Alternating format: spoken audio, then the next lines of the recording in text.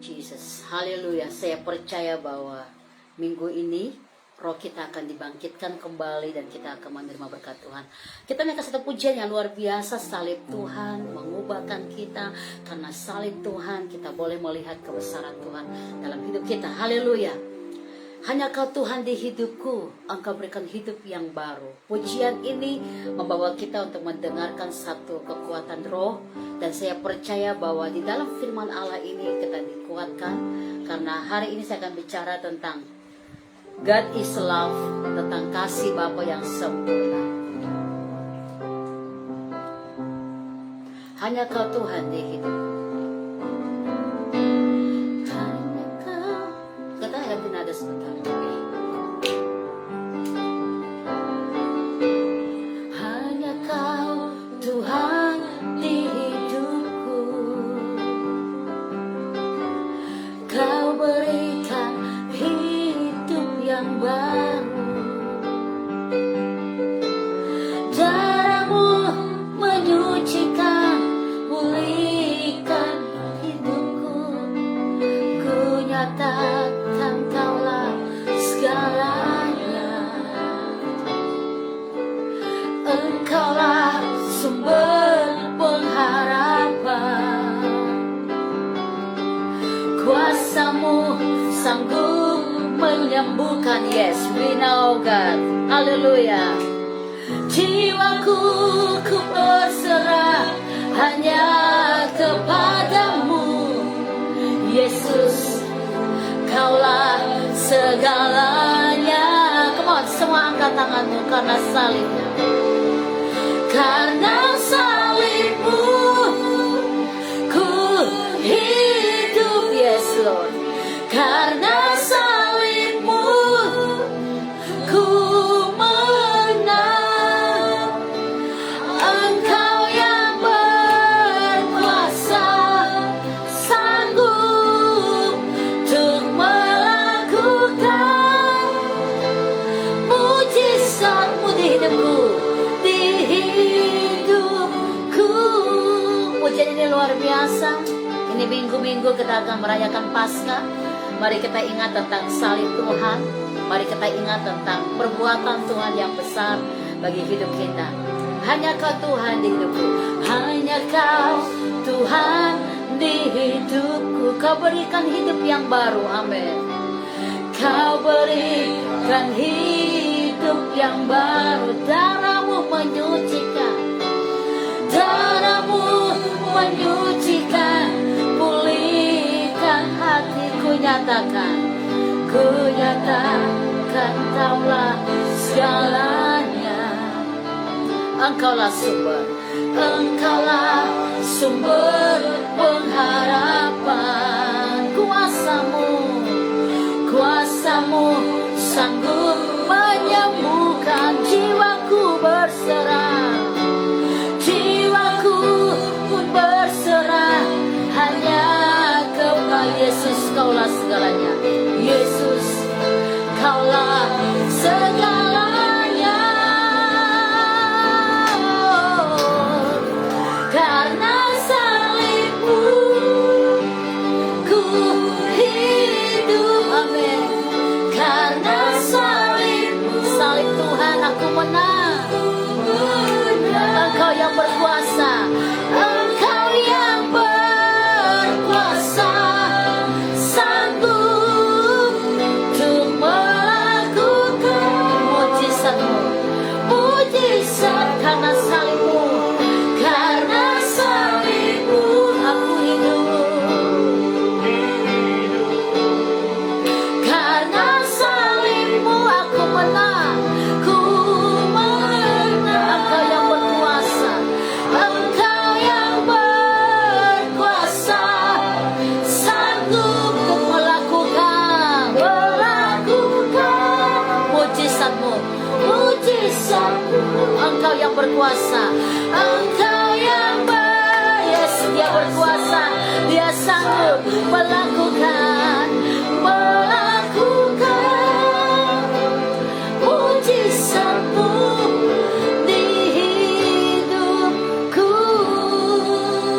Yes, kami tahu Engkau berkuasa. Kami tahu Engkau sanggup. Kami tahu Engkau mengubahkan segala yang tidak mungkin menjadi mungkin. Dan kami tahu bahwa darah-Mu yang mahal akan membasuh setiap dosa kami. Dan kami terlepas dari semua hutang dosa. Yes, thank you Lord. Mari kita semua fokus sama Tuhan. Kita hormati Tuhan. Dia ada di sini. Haleluya. Terima kasih buat salib-Mu yang mengubahkan kami. Segala kedagingan kami, segala dosa kami, semua terlepas karena kekuatan Roh-Mu atas kami. Kami percaya bahwa hari ini Engkau buat kami hidup dengan penuh arti. Kami ada dalam rencana-Mu yang besar. Terima kasih Tuhan. Berfirmanlah, tajamkan pendengaran kami, tajamkan mata roh kami. Apa yang kami dengar, apa yang kami baca, mengubahkan kami, tulang-tulang kami, roh kami, semua dipulihkan. Karena sumber kekuatan itu memberikan kami kemenangan yang luar biasa. Mari Roh Kudus ambil alih waktu ini. Kami tinggal dalam Engkau, bergerak di dalam Engkau, dan hidup di dalam Engkau. Terima kasih Tuhan. Di dalam nama Tuhan Yesus kami berdoa. Haleluya. Amin. Hari ini saya akan bicara tentang satu tema yang luar biasa. Karya terbesar. Karya terbesar. Karena ini menjelang Paskah saudara. Dan saya tahu bahwa tidak cuma sekedar kalender itu kita memperingati atau kita mengingat. Tetapi setiap hari kita tahu bahwa ada perubahan-perubahan hidup yang saudara dan saya harus alami sebagai titik balik di mana Tuhan sudah melakukan semuanya kepada kita. Nah, satu ayat kita baca sebentar, Filipi pasal 3. No turning back. Jangan melihat ke belakang, jangan balik, jangan putar balik, ya. In not turning back. Jangan putar balik, jangan melihat ke belakang. Bagaimana diri kita bisa mengalami satu kemenangan breakthrough yang luar biasa karena kita fokus kepada karya Tuhan yang terbesar. Filipi 3 ayat 13 dan ayat 14, saudara. Haleluya. Filipi 3 ayat 13 dan ayat yang ke-14. Not turning back. Jangan putar balik. Jangan melihat ke belakang, ya. Haleluya. Ini ayat ini luar biasa dan saya berharap dan saya tahu bahwa saudara merindukan sesuatu. Harapan saya adalah saudara menangkap apa yang saudara rindukan dan saudara belajar untuk mengalami Tuhan dengan luar biasa. Haleluya. Filipi 3, 13, 14 saya baca kepada saudara semua. Saudara-saudara, aku sendiri tidak menganggap bahwa aku telah menangkapnya. Tapi ini yang kulakukan, aku melupakan apa yang di belakangku. Dan mengarahkan diri kepada apa yang di hadapanku. Dan berlari kepada tujuan untuk memperoleh hadiah.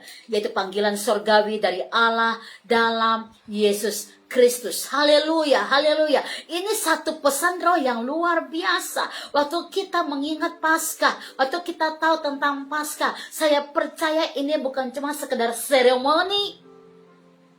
Bukan sekedar saudara ingat dan melakukan seperti satu contoh untuk diingat saja atau dirayakan saja. Tetapi we know, kita semua tahu bahwa ini ada sebuah perubahan pergantian yang besar. Bagaimana karya besar itu terjadi dalam hidup saudara dan hidup saya. Ya, bagaimana Paulus menunjukkan kehidupannya dia untuk mengarahkan kepada satu karya terbesar. Dia mengarahkan hidupnya kepada karya terbesar yang Allah lakukan bagi dia. Sehingga dia berkata, ya, bahwa aku tidak memandang kepada apa yang di belakangku. Tapi aku berlari dan menaruh harapku kepada Tuhan, sumber kekuatanku. Kepada Tuhan, sumber segala-galanya. Karena dia percaya dan dia tahu, di dalam dia ada kemenangan yang besar. Di dalam Yesus ada kemenangan yang besar. Nah, saudara, kita lihat Paulus berkata, di dalam iman, di dalam hidupnya, bahwa yang kulakukan sekarang setelah aku mendapat karya terbesar Tuhan adalah aku melupakan apa yang telah di belakangku. Bicara tentang apa? Hidup lamanya, saudara. Hidup lamanya. Saat dia tahu bahwa dia sudah mengalami karya terbesar Tuhan, dia sedang berkata, aku melupakan hidup lamaku. Apa hidup lamanya Paulus? Hidup lama yang tidak menaruh percaya pada Tuhan, hidup lama yang tidak sungguh-sungguh dalam pertobatan, hidup lamanya yang mau untuk dipuji, yang mau untuk dinilai baik, dan semua puji-pujian sepertinya dia itu, saudara. Dan dia tidak mau ada orang yang lebih dari dia. Intinya semua hidup lamanya dari seorang Paulus, dia sudah melupakan, dia tinggalkan semua yang di belakang. Ini luar biasa. Kenapa, saudara? Karena dia berlari kepada satu tujuan hidup yang kekal, yaitu panggilan roh yang membuat dia menang.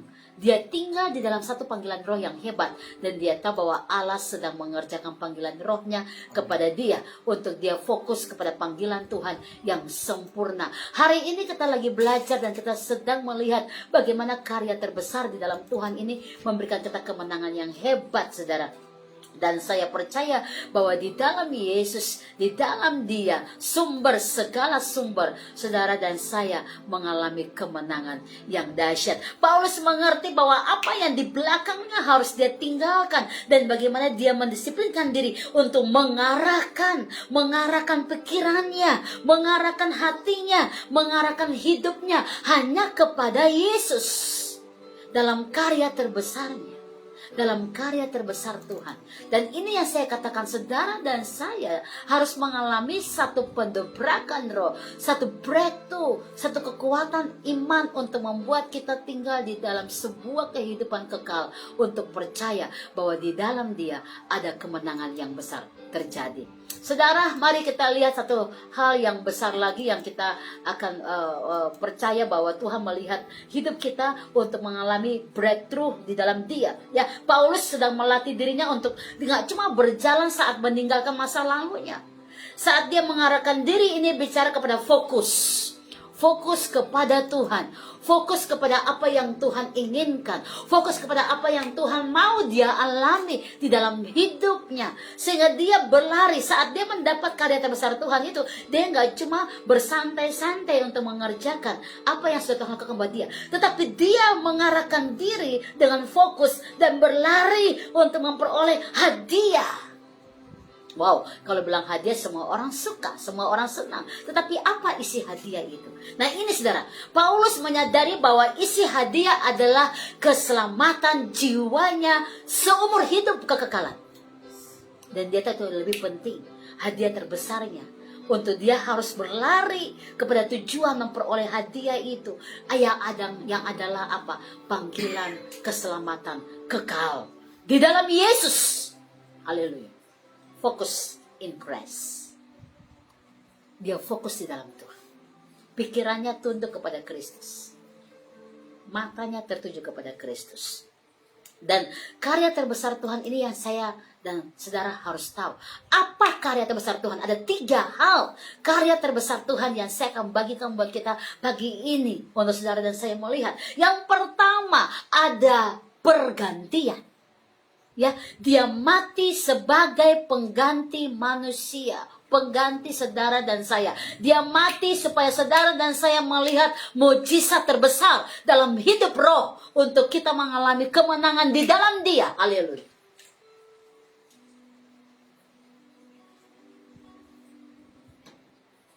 Dia mati sebagai pengganti manusia. Roma 5 ayat yang ke-6 kita baca, saudara. Haleluya ya. Roma 5 ayat yang ke-6. Karena waktu kita masih lemah, Kristus telah mati untuk kita, orang-orang durhaka, pada waktu yang ditentukan oleh Allah. Jadi ini karya terbesar Tuhan, saudara. Karya terbesarnya adalah Dia mengadakan pergantian kepada kita, bahwa Kristus telah mati untuk kita.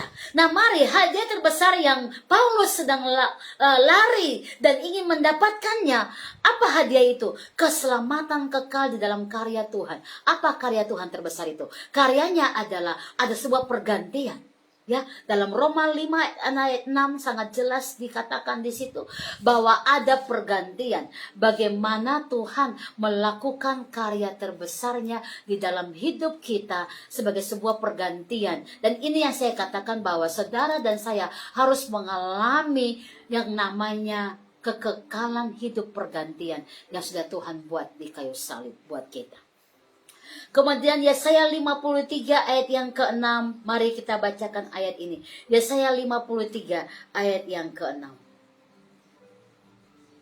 Kita sekalian sesat seperti domba masing-masing. Kita mengambil jalannya sendiri. Tetapi Tuhan telah menimpakan kepadanya kejahatan kita sekalian. Pergantian, saudara. Saudara harus mengerti bahwa hidup kita ini berarti sekali. Berharga sekali kalau kita masuk ke dalam karya Tuhan yang besar. Paulus berusaha untuk berlari, saudara. Dia nggak mengerjakan keselamatan dengan santai. Oh, yang penting I'm Christian, saya adalah seorang Kristen. Tetapi tidak mengerjakan sesuatu. No. Paulus mengerjakan sesuatu yang luar biasa dalam sebuah pergantiannya. Dia berlari, dia fokus, dia mengarahkan seluruh matanya untuk mendapatkan kepastian bahwa dia tidak percuma berlari. Tapi dia tahu bahwa ada pergantian. Dan dia harus mengalami pergantian itu. Bahwa Tuhan membawa dia yang dulu bukan siapa-siapa. Dulu hina, dulu kotor, yang harusnya binasa. Tetapi oleh karena perkenanan Tuhan dalam karya terbesar Tuhan, dia dilayakkan untuk mengalami keselamatan kekal. Ini luar biasa. Yang kedua, karya terbesar Tuhan apa? Yang pertama tadi Tuhan menggantikan kita. Dia mati supaya kita hidup. Ada pergantian, saudara. Ini dia, saudara. Yang kedua adalah apa? Dia telah menjadi korban perdamaian. Karena ada hubungan yang tidak baik dengan Allah Bapa. Menjadi terputus. Hubungan kita dengan Tuhan menjadi terputus. Harusnya kita mati sia-sia. Tetapi Allah mengerjakan karya terbesar buat kita. Bahwa dia telah menjadi korban perdamaian bagi dosa-dosa kita. Roma pasal 3 ayat yang ke-25. Kita akan bacakan ayat ini, saudara. Haleluya. Kristus Yesus telah ditentukan apa yang telah terjadi dahulu pada masa kesabarannya. Nah, saudara, Yesus telah ditentukan Allah. Yesus telah ditentukan oleh Allah menjadi jalan pendamaian supaya saudara dan saya ini boleh membangun hubungan dengan Allah Bapa lagi dan memanggil Tuhan adalah ya Aba, ya Bapa, so close. Sangat dekat sekali dengan Dia, saudara. Nah, ini yang saudara harus tahu, ada korban pendamaian bagi dosa-dosa kita. Dia memberikan kita kesempatan untuk melihat kemenangan yang terjadi, yang harus kita alami kemenangan itu di dalam Dia. Poin yang ketiga, karya terbesar Tuhan adalah apa? Dia telah membayar harga tebusan kita lunas. Amin. Ini yang luar biasa. Dan kalau bilang lunas berarti saudara dan saya yang sudah dibayar dengan harga yang mahal. Kita tidak akan lagi diperbudak oleh dosa. Pikiran kita semua jadi baru. Pikiran Kristus saja dalam pikiran kita. Hati kita niat semuanya menjadi baru, hanya hati Kristus. Karena ada karya terbesar, Dia bayar tebusan kita. Nah, mari kita baca, saudara. Matius 20 ayat yang ke-28. Demikianlah firman Tuhan, sama seperti anak manusia datang bukan untuk dilayani, melainkan untuk melayani dan Haleluya. untuk memberikan nyawanya menjadi tebusan bagi banyak orang. Dia memberi nyawanya menjadi tebusan. Saudara harus menghargai nilai diri kita sekarang di dalam Yesus. Karena dulu waktu saudara dan saya nggak di dalam Yesus, kita nggak ada nilainya. Kita sampah, kita harus binasa. Tetapi di dalam Yesus kita punya nilai ini, harga tebusan ini yang saudara dan saya harus mengalaminya. 1 Korintus 7 ayat 23, kita bacakan ayat ini ya saudara. 1 Korintus 7 ayat 23. Demikianlah firman Tuhan, kamu telah dibeli dan harganya telah lunas Kamu dibayar. dan saya, kita semua telah dibeli dan harganya telah lunas dibayar. Karena itu janganlah kamu menjadi hamba Karena manusia. itu jangan menjadi hamba dari dosa, dari kedagingan. Lanjut. Saudara-saudara, hendaklah tiap-tiap orang tinggal di hadapan Allah dalam keadaan seperti pada waktu ia dipanggil. Haleluya. Sekarang tentang para gadis, untuk mereka. Stop dulu. Nah, lihat saudara. Tinggal di dalam Tuhan pada saat waktu kita dipanggil. Dipanggil dari gelap. Dulu gelap. Sekarang dipanggil ke dalam terang. Terang. Kita harus tinggal sebagai anak-anak terang sekarang. Anak-anak terang dan bukan anak dalam kegelapan. Nah, dosa itu selalu ada dalam kegelapan. Orang yang melakukan dosa selalu tinggal dalam kegelapan. Tetapi anak-anak terang, anak-anak Tuhan melakukan yang namanya kemuliaan Allah. Ya, ini luar biasa. Nah, di dalam 1 Petrus pasal yang pertama, kita akan bacakan ayat ini. Ayat yang ke-18 sampai dengan 19. Sebab kamu tahu bahwa kamu telah ditebus dari cara hidupmu yang sia-sia, yang kamu warisi dari nenek moyangmu itu, bukan dengan barang yang fana, bukan pula dengan perak atau emas, melainkan dengan darah yang mahal, yaitu darah Kristus, yang sama seperti darah anak domba yang tak bernoda dan tak bercacat. Ini bicara tentang apa? Buah sulung yang terbaik dia. Tuhan itu adalah yang terbaik. Dan dia telah melakukannya kepada kita dalam pengorbanannya, membayar harga tebusan kita. Lutro. Nah, ini saudara, apa harga tebusan itu? Kita lihat di sini. Pertama dikatakan lutro, artinya dibebaskan dengan harga bayar lunas. Kalau saudara ada hutang sama orang, kita nggak enak, saudara. Ya, bertemu sama orang itu kita nggak enak, kita putar jalan, kita kena nggak enak, ada hutang. Ya, saudara sekarang bisa berkata tentang juru selamatmu, nggak perlu bersembunyi lagi karena memang dia juru selamat. Amen. Semua orang akan binasa. Kalau saudara tidak menyampaikan kabar baik, semua orang pasti binasa, termasuk kita yang nggak bertobat akan binasa. Ya. Tetapi lutro ini bicara bahwa sudah bebas lunas. Maka saudara dan saya nggak perlu lagi kita takut untuk bicara tentang keselamatan kekal kepada orang yang perlu diselamatkan. Haleluya. Jangan bilang orang Kristen semua sudah selamat. Orang Kristen kalau cuma nama Kristen KTP saja belum tentu selamat, saudara. Nama pendeta itu hanya sebuah nama. Tapi hamba Allah adalah panggilan. Kalau saudara berjalan panggilan, tidak semua orang akan mengerti ini, tetapi orang yang terpanggil dalam roh. Makanya kita mengerjakan keselamatan. Kalau saudara sudah dibayar lunas, jangan lagi memperbudak diri kepada dosa. Dalam Galatia 5 berkata, memang engkau sudah merdeka, tetapi jangan menggunakan kemerdekaan itu untuk hidup di dalam dosa. Galatia 5 ayat pertama, kita akan baca. Haleluya. Galatia 5 ayat yang pertama, demikianlah firman Tuhan. Supaya kita sungguh-sungguh merdeka, Kristus telah memerdekakan kita. Karena itu berdirilah teguh dan jangan mau lagi dikenakan kuk perhambaan. Sesungguhnya aku Paulus berkata kepadamu, jikalau kamu menyunatkan dirimu, Kristus sama sekali tidak akan berguna bagimu. Ayat yang ketiga, sekali lagi aku katakan kepada setiap orang yang menyunatkan dirinya bahwa ia wajib melakukan seluruh hukum Taurat. Kamu lepas dari Kristus jikalau kamu mengharapkan kebenaran oleh hukum Taurat. Ayat 13 kita baca. Ayat 13 demikian firman Tuhan. Haleluya. Saudara-saudara, memang kamu telah dipanggil untuk merdeka. Tetapi janganlah kamu mempergunakan kemerdekaan itu sebagai kesempatan. Untuk kehidupan dalam dosa. Melainkan layanilah seorang akan yang lain. Oke, melayani seorang yang lain dalam kasih, artinya kasih Kristus itu kita berikan buat dia. Kalau dia terima, dia selamat. Karena saudara sekarang tinggal dalam kasih Tuhan.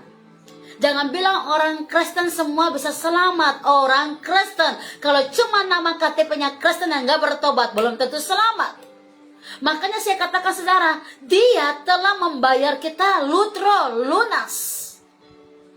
Apa yang engkau lakukan? Apakah hidup dengan sia-sia? Maaf kata, surga gak terima orang yang hidup dengan sia-sia. Surga gak terima orang yang sebentar bertobat, sebentar mengalami jemahan Tuhan, sebentar lagi bertobat. Surga nggak terima orang seperti itu. Surga terima orang yang sungguh-sungguh bertobat, yang takut akan Tuhan, bicaranya benar, pikirannya benar, hatinya benar, ikut Tuhan, fokus sama Tuhan. Amin.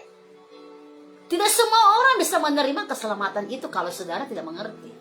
Jadi arti lutro ini udah dibayar lunas. Mengalami dia. Bukan dari kata orang saja engkau mengenal dia, tapi engkau mengalami itu. Bagaimana kasihnya menjadi nyata buat saudara. Engkau mengalami dia di dalam hidupmu. Yang kedua, apa arti penebusan? Tadi saya katakan bahwa karya terbesar Tuhan, ya, yang pertama dia mati menggantikan kita. Yang kedua, ada korban pendamaian. Yang ketiga, dia membayar tebusan kita. Nah, ini dia karya tebusan Tuhan yang kita lagi baca. Yang pertama, lutro, kita sudah dibayar lunas. Makanya hidup kita harusnya menjadi memang benar-benar adalah karya Tuhan. Siapa diri kita? Kita penuh dengan buah-buah roh, kasih, sukacita, damai sejahtera, kesabaran, kelemah lembutan, penguasaan diri. Itu semua jadi nyata. Itu karya terbesarnya Tuhan karena udah dibayar lunas. Kita memfokuskan diri seperti Paulus. Aku mengatur dan mengarahkan diriku. Aku memfokuskan diriku kepada Tuhan. Berlari, mendapatkan panggilan sorgawi. Yaitu aku sudah mengalami yang namanya lutro, dibayar lunas.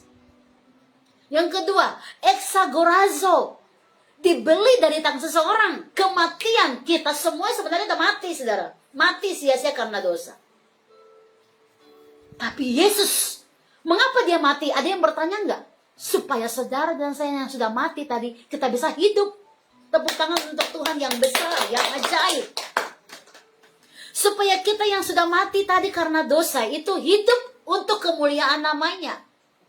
Jadi diri kita setiap detik, setiap menit, setiap jam harus bercerita tentang apa? Perubahan hidup yang kita alami di dalam Dia.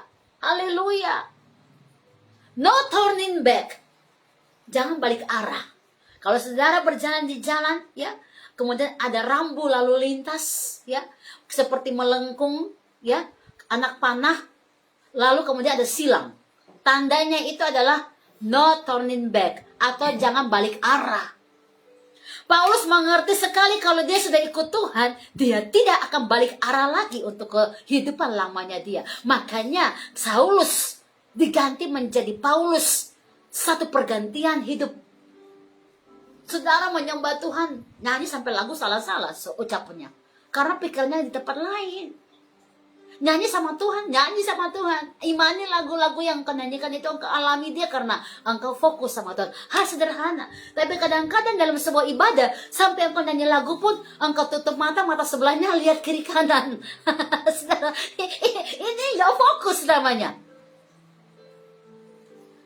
Pendeta khotbah amin, tapi sebenarnya bukan amin kan firman.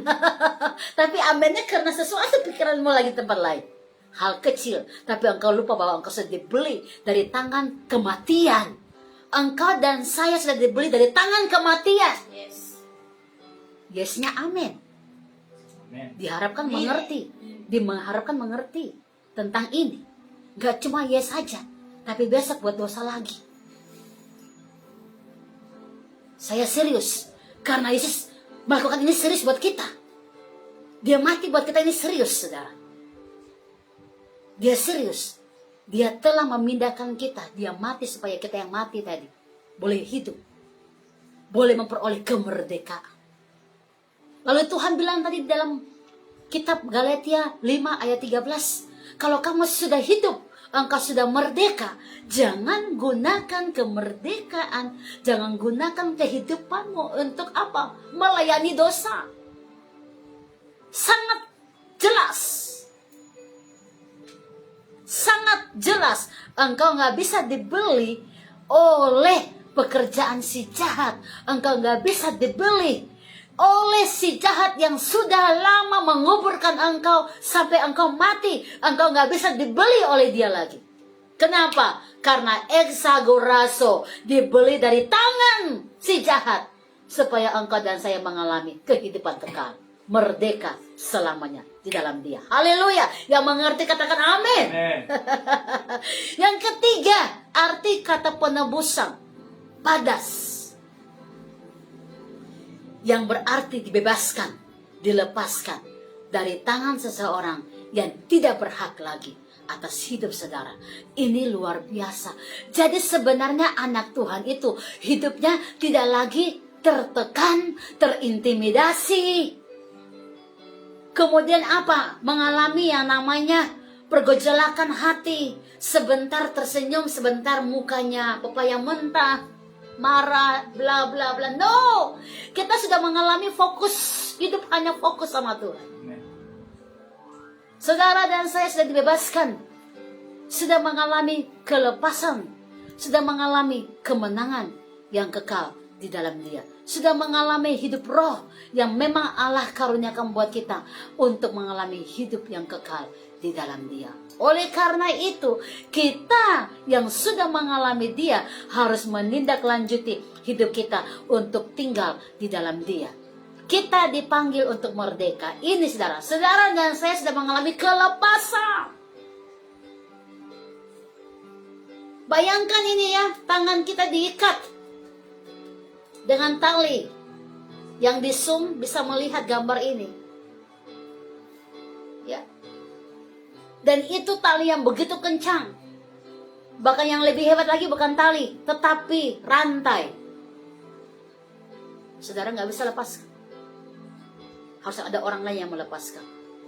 Dan yang mau melepaskan itu hanya Dia, Yesus Kristus, Tuhan, Juru selamatkan kita dari maut kepada hidup yang kekal. Haleluya. Wow. Ini dahsyat karya Tuhan yang besar.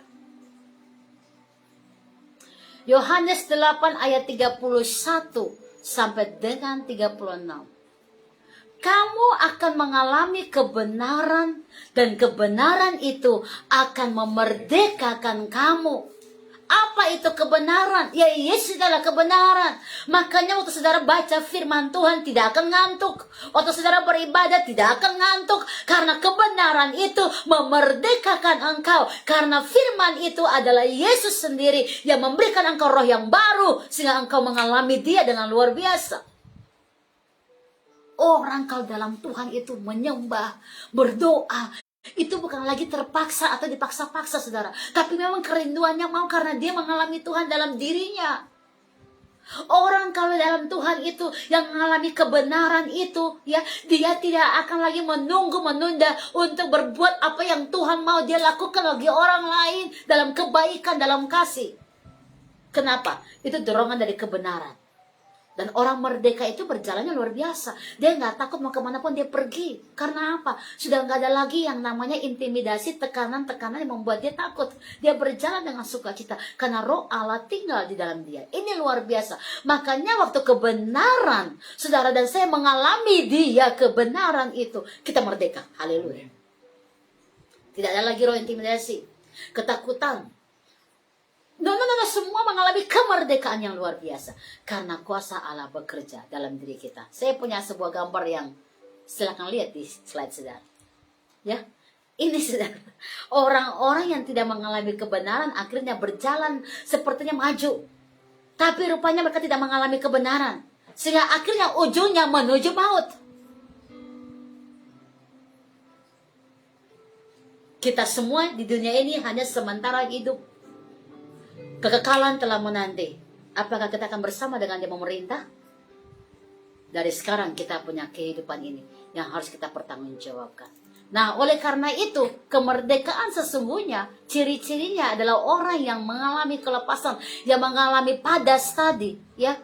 Sudah dibebaskan itu. Sebenarnya ciri-cirinya adalah ini, saudara. Yang mengalami padas, orang yang mengalami padas adalah berdiri teguh. Orang yang mengalami yang namanya hidup padas, yang sudah mengalami kebebasan, kemerdekaan, dia akan berdiri teguh dalam iman.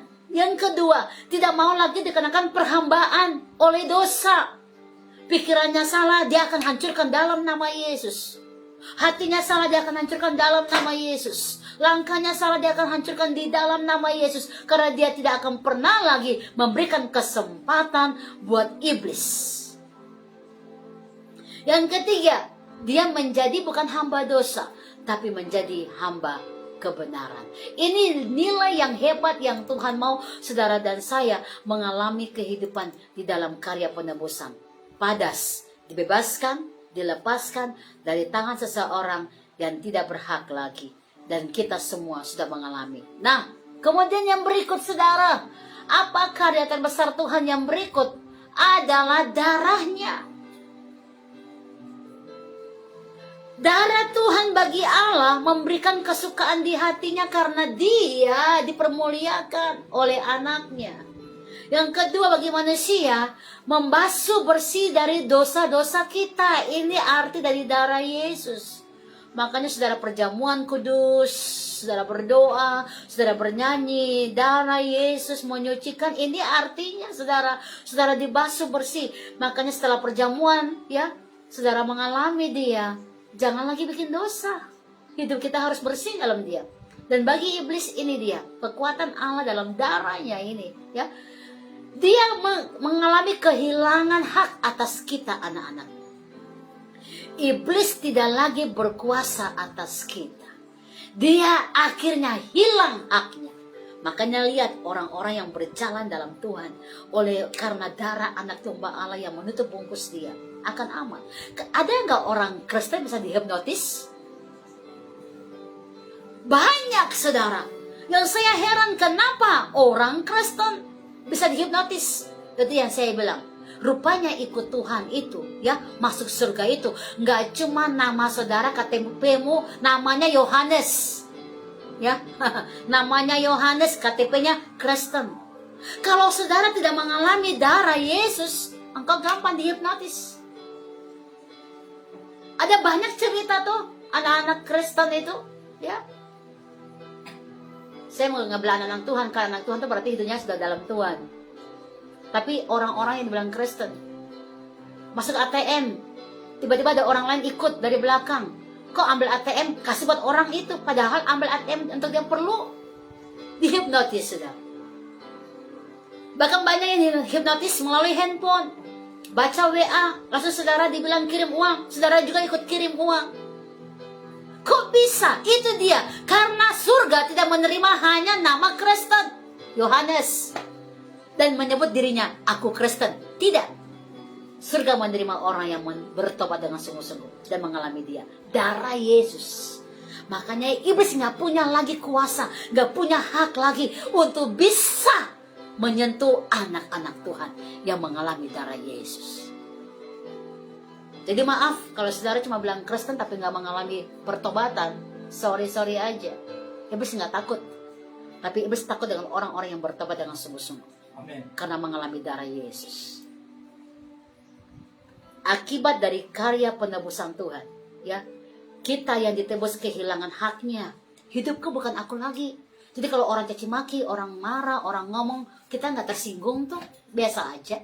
Malah kita mengasihi orang itu. Karena Alkitab bilang kalau engkau berbuat baik sama orang yang berbuat baik, apalah artinya? Orang dunia bisa melakukannya. Tapi kalau engkau berbuat baik kepada musuhmu, itu nilai plusnya kita yang menjadi anak-anak Tuhan. Jadi orang yang mengalami karya tebusan Tuhan, ini karya terbesar, hilang haknya. Hidupku bukan aku lagi, tapi Yesus yang hidup di dalam aku. Yang kedua, orang yang mengalami karya penebusan Tuhan, karya terbesar Tuhan, ya, dia menjadi milik kepunyaan Tuhan selama-lamanya. I'm alone. Milik Yesus. Dia milik Tuhan. Dia nggak menjadi budak manusia dalam kedagingannya, tapi dia melakukan hanya untuk kemuliaan Tuhan. Hidupnya hanyalah untuk Tuhan. Yang ketiga, menjadi ahli waris tentu kerajaan Allah. Apa yang Allah punya, Allah maha kaya. Engkau mengalaminya, itu dia. Kadang anak Tuhan lupa. Yohanes 10 ayat 10 bagian B. Anak Tuhan lupa ini. Ya, kita baca ya dari ayat pertama. Ya, Yohanes 10 ayat 10a dan B kita baca. Ini ya, mari kita lihat. Pencuri datang hanya untuk mencuri. Nah, lihat, pencuri memang datang untuk mencuri Dan membunuh. dan membinasakan. membinasakan. Nah, bagian B ini paling jelas. Aku Tapi datang supaya mereka mempunyai hidup. supaya saudara dan saya mempunyai hidup. Nah, ini dia. Mempunyainya dalam segala Dan kelimpahan. mempunyainya dalam segala kelimpahan. Kita nggak cuma mengalami hidup yang baru dalam Tuhan, tapi kelimpahan. Limpahnya itu adalah apa? Limpah kasih, sukacita, itu nggak beli. Saudara nggak bisa beli sukacita dengan uang. Itu hanya orang-orang di dalam Tuhan yang bisa mengalaminya. Karena sukacita nggak bisa dibeli dengan duit. Damai sejahtera, oh nggak bisa dibeli dengan uang. Aku beli damai sejahtera dong, 100 juta, biar aku penuh dengan damai. Terbukti ada orang punya uang banyak, bisa beli rumah mewah, tapi dalam rumahnya mereka tidak penuh dengan damai sejahtera.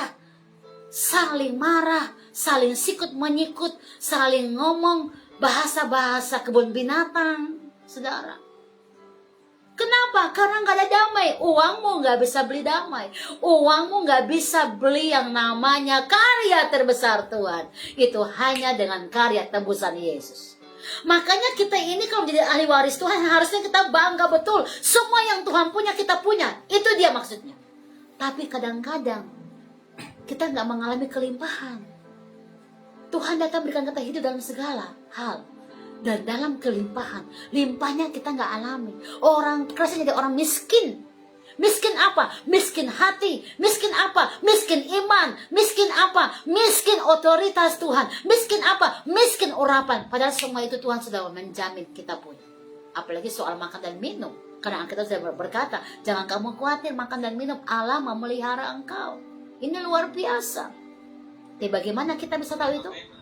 Cuman satu, untuk mengetahuinya, engkau mengalami karya penebusan Tuhan, baru engkau mengalami yang namanya hidup dalam segala kelimpahan. Orang yang mengalami kelimpahan hidup akan mengalami karya Allah yang besar. Mereka sudah mengalami karya Allah yang besar, dan otomatis mereka mengalami kelimpahan hidup. Haleluya. Kenapa kita dicaci maki orang, kita bisa tersenyum dan berdoa buat dia? Itu yang dibilang kelimpahan. Kadang orang Kristen cuma tahu hidup, tapi nggak mengalami kelimpahan. Saya mau bilang, dalam firman Tuhan hari ini, karya penebusannya membuat kita semua mengalami kelimpahan di dalam Dia. Haleluya. Dan yang terakhir, kerjakanlah keselamatan. Kalau saudara sudah mengalami karya penebusan Kristus, maka mari kerjakan untuk menjaganya. Karena nggak mungkin cuma kita duduk aja diam. Kerjakan itu adalah lakukan firman. Alkitab berkata, jika ada orang tampar pipi kananmu, berikan juga kiri. Artinya praktekkan firman. Kalau Alkitab berkata ada orang yang kurang, engkau punya 2, berikan dia 1. Belajar praktekkan itu. Kalau ada Tuhan berkata, orang bicara bisik-bisik tentang engkau, mari belajar speak bless. Perkatakan berkat buat dia. Itu dia, melakukan keselamatan. Filipi 2 ayat 12 sampai dengan ayat yang ke-16. Mari kita bacakan ayat ini. Demikianlah firman Tuhan. Haleluya. Hai saudara-saudaraku yang kekasih, kamu senantiasa taat. Karena itu tetaplah kerjakan keselamatanmu dengan takut dan gentar. Bukan saja seperti waktu aku masih hadir, tetapi terlebih pula sekarang waktu aku tidak hadir. Paulus ingin bilang kepada mereka di Filipi yang sudah mengalami karya keselamatan Tuhan. Dia bilang begini, kamu sudah taat pada apa yang menjadi keselamatan yang Tuhan berikan. Tetapi ingat, ini dilakukan bukan cuma saat saya ada sebagai pemimpin rohanimu. Kadang kita mau lakukan yang benar kalau pemimpin rohani kita ada.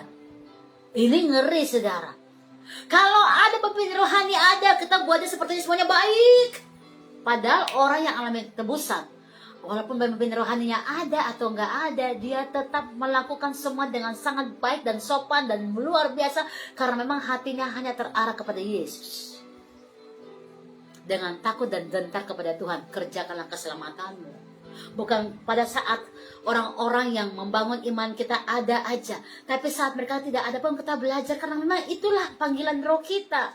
Semua dilakukan hanya untuk Tuhan. Tanpa orang lihat atau orang lihat, kita nggak mikirkan itu. Tapi kita melakukan semua karena memang kita mengasihi Tuhan. Ayat 13. Karena Allah yang mengerjakan di dalam kamu baik kemauan maupun pekerjaan menurut kemauan kita maupun apa pekerjaan yang baik. Jadi sebenarnya waktu saudara mengalami yang namanya ahli waris, mengalami karya Tuhan terbesar itu, Allah mengerjakan. Orang yang tinggal dalam roh, itu maksudnya, ya, akan melakukan semua dalam pimpinan roh. Itu luar biasa. Karena Allah mengerjakan dalam diri mereka. Pertanyaan saya, apakah engkau hari ini sudah memastikan bahwa Allah sedang betul-betul bergerak dengan engkau? Nah, orang yang mengalami karya keselamatan Tuhan pasti bekerja karena memang roh Allah ada di dalam dia. Ayat yang ke-14. Lakukanlah segala sesuatu dengan tidak bersungut-sungut dan berbantah-bantahan.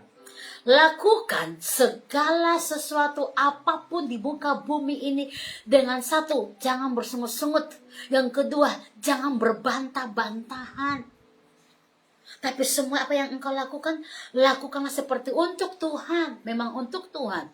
supaya engkau melihat Tuhan memberkati apa yang engkau lakukan. Ayat yang ke-15 dari Filipi 2. Supaya kamu tidak beraib dan tidak bernoda, Haleluya. sebagai anak-anak Allah yang tidak bercela di Yes. tengah angkatan yang Dan bengkok iya. hatinya dan yang sesat ini. Haleluya. Sehingga kamu bercahaya di antara mereka Seperti seperti bintang-bintang. bintang-bintang di dunia. Haleluya. Tuhan lagi bilang di tengah-tengah dunia ini semuanya punya hati yang bengkok, angkatan yang jahat. Tapi biarlah anak-anak Tuhan yang sudah mengalami karya penebusan Tuhan, mereka tetap bercahaya seperti bintang-bintang. Memberikan cahaya. Bintang itu kecil, tetapi kalau ada bintang itu bercahaya, itu bintang menerangi semua. Nah, kita ini bintang-bintang yang bercahaya di tengah-tengah dunia yang gelap. Jangan kita terlibat dengan hati orang-orang yang tidak bertobat, karena engkau akan ikut terpengaruh. Tetapi jika engkau sudah mengalami Tuhan, engkau bercahayalah seperti bintang-bintang dan memberikan orang lain juga kesempatan untuk mengalami pertobatan sejati, karena hidupmu menjadi berkat buat mereka. Haleluya. Dan yang terakhir ayat yang ke-16 dari Filipi 2. Sambil berpegang pada firman kehidupan, agar aku dapat bermegah pada hari Kristus, bahwa aku tidak percuma berlomba dan tidak percuma bersusah-susah. Paulus sekali lagi dia berkata, aku mau lupakan apa di belakangku. Hidup lamanya dia lupakan. Dan dia mengarahkan, dia memfokuskan dirinya kepada apa yang di depan. Yaitu berlari-lari mendapat hadiah. Itu hadiah keselamatan kekal. Jiwanya, kehidupannya nanti akan seperti apa, itu yang dia kejar. Dan karena dia tahu saat dia mengejar itu, dan dia mendapatkan karya Tuhan yang besar. Dan karya Tuhan itulah yang memberikan dia kemenangan dalam segala sesuatu. Hari ini firman Tuhan ini biarlah meneguhkan iman kita, dan kita nggak percuma berlomba, tapi kita akhirnya mendapatkan diri kita menjadi juara, orang-orang yang lebih dari pemenang, karena kita tahu Yesus Kristus datang. Syukur untuk firman Allah yang sudah kita dengar ini. Thank you God. Haleluya. Ku telah mati dan tinggalkan